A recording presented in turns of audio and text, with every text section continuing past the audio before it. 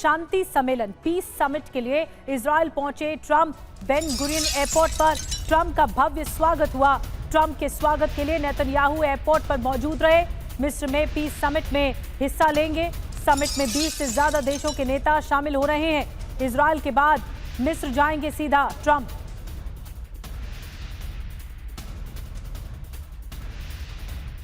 ये लाइव तस्वीरें आपको दिखा रहे हैं जब पहुंच चुके हैं और भव्य तरीके से स्वागत किया जा रहा है यूनाइटेड स्टेट्स ऑफ अमेरिका के प्रेसिडेंट का।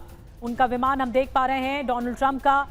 जब डोनाल्ड ट्रंप पहुंचे तो देखिए कैसे नेतन्याहू पहली पंक्ति में अधिकारियों के साथ खड़े हुए हैं उनके स्वागत के लिए।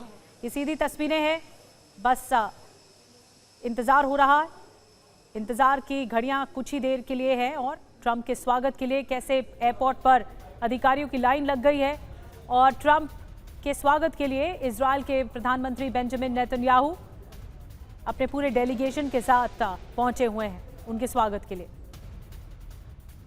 मिस्र जा रहे हैं। इजिप्ट में पीस समिट हो रही है और इसके लिए ट्रंप का मिस्र जाना इसलिए भी महत्वपूर्ण है क्योंकि शांति सम्मेलन बताया जा रहा है और गाजा में शांति की अपील लगातार ट्रंप करते आए हैं। फिर युद्ध विराम की कवायदों को आगे बढ़ाया गया और उसके बाद अब मिस्र जाएंगे। इजराइल के बाद मिस्र का रुख करेंगे डोनाल्ड ट्रंप। 20 देशों का ये समिट जिस पर पूरे दुनिया की निगाहें टिकी हुई हैं।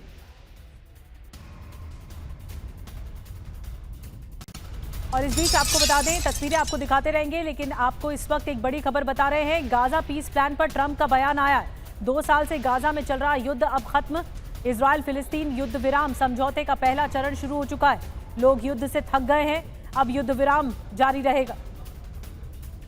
गाजा में शांति के लिए ट्रंप की अध्यक्षता में पीस समिट होने वाली है लेकिन सवाल यह भी कि क्या गाजा में हमेशा के लिए शांति हो पाएगी। आइए समझते हैं।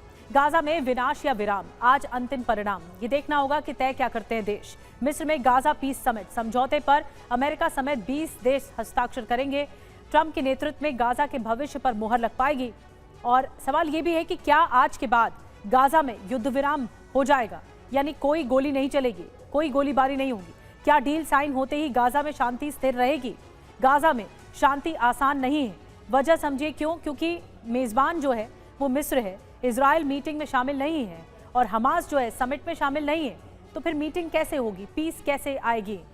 हमास का जो रुख है, ना हथियार छोड़ेंगे ना ही गाजा खाली करेंगे। हमास ने 2 टूक कह दिया। तो इजराइल का रुख भी साफ है। हमास को पूरी तरह इनएक्टिव करना है और निष्क्रिय करना बहुत जरूरी है। तो हमास अपनी मांगों पर अड़ा है, इजराइल अपनी मांगों पर अड़ा है और इसीलिए ये बहुत मुश्किल डगर दिख रही है कि क्या पीस समिट में ये हल निकल पाएगा कि शांति स्थापित हो गाजा में। हमारे साथ ब्रिगेडियर शरदेंदु जी लगातार बने हुए हैं। शरदेंदु जी, ये ऑल डिफरेंट टॉपिक है लेकिन नजर पूरी दुनिया की इस वक्त है ट्रंप पर क्योंकि वो मिस्र जा रहे हैं और इजिप्ट में जो पीस समिट है वो ये तय करेगी, क्योंकि ना उसमें हमास है ना इजराइल है, वो ये तय कर पाएगी कि हमास में क्या शांति स्थापित होगी। क्या ये मुमकिन हो पाएगा? देखिए निधि जी, इस इलाके में एक शांति को चांस देना बनता है और सारे के सारे 20 देश के रिप्रेजेंटेटिव या उनके हेड ऑफ स्टेट ट्रंप के साथ हैं। और मेरा मानना है कि 2 साल से जो युद्ध चल रहा है उसका ये खात्मा होने जा रहा है। देखिए, जो जहां तक हमास के हथियार डालने का सवाल है या आईडीएफ के विड्रॉल का सवाल है, ये समय बताएगा कि वो किस लेवल तक जाते हैं। लेकिन पीस को एक मौका देना जरूरी है। बहुत मौतें हो गई, बहुत डिस्ट्रक्शन हो गया और आज की डेट में जो माहौल है उसको हमें पूरी तरीके से कैपिटलाइज करना चाहिए। और साथ में देखिए डोनाल्ड ट्रंप की जो बॉडी लैंग्वेज है, जो उनमें कॉन्फिडेंस है, जिस तरीके से बोल रहे हैं, ये उसको चरितार्थ करते हुए दिख रहा है। ग्राउंड पे ये पीस लागू हो जाएगा। जहां तक हमास के हथियार डालने का सवाल है, देखिए हमास काफी हद तक मार्जिनलाइज हो रखा है और दोनों पक्षों से बात करके ये इस लेवल की टॉक, इस लेवल का शांति समझौता होने जा रहा है। नेतन्याहू को वो प्रेशराइज कर लेंगे, आईडीएफ की तरफ से कोई प्रॉब्लम नहीं है। हमास देखिए मार्जिनलाइज्ड है, अब उसके पास लड़ने की क्षमता नहीं बची हुई। फिलिस्तीन की सफरिंग को अगर आप देखेंगे तो यह युद्ध विराम बहुत पहले हो जाना चाहिए। इस गोल्डन अपॉर्चुनिटी को किसी को जाने नहीं देना चाहिए। एक अच्छी शुरुआत है। देखिए तमाम तरीके की शांति सेनाएं जो उसमें पीस एस्टैब्लिश करने के लिए इंटरनेशनल फोर्सेस होंगी, उसके जो डायरेक्टर होंगे वो हमारे समझ से डोनाल्ड ट्रंप खुद होंगे। तो इस तरीके की व्यवस्था की गई है। आगे आने वाले दिनों में इसको पूरी तरीके से फेज 1 फेज 2 सभी को लागू करना होगा। इस मौके को नहीं जाने देना है। अगर हमास हथियार नहीं डालता है, अगर हमास जो है शांति के समझौते पे साइन नहीं करे लेकिन शांति को भंग करता है, तो उसका खात्मा जरूर है। फिलिस्तीन का जो कॉज है उसमें बहुत तरीके की आगे आने वाले दिनों में दिक्कतें होने जा रही हैं, लिहाजा इस अपॉर्चुनिटी का फायदा उठाएं।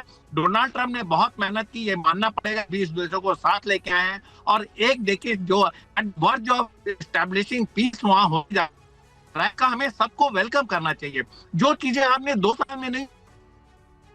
ठीक है ब्रिगेडियर, लेकिन बड़ी बात यह है कि क्या ये शांति स्थापित, अगर हम चांस दे भी रहे हैं, आप कह रहे हैं कि अगर बाकी मुल्क मिलकर चांस दे रहे हैं कि पीस समिट होनी चाहिए और शांति स्थापित होनी चाहिए, तो ये कितनी अग्रसर आगे बढ़ पाएगी, इसी पर ही सबकी निगाहें टिकी हैं।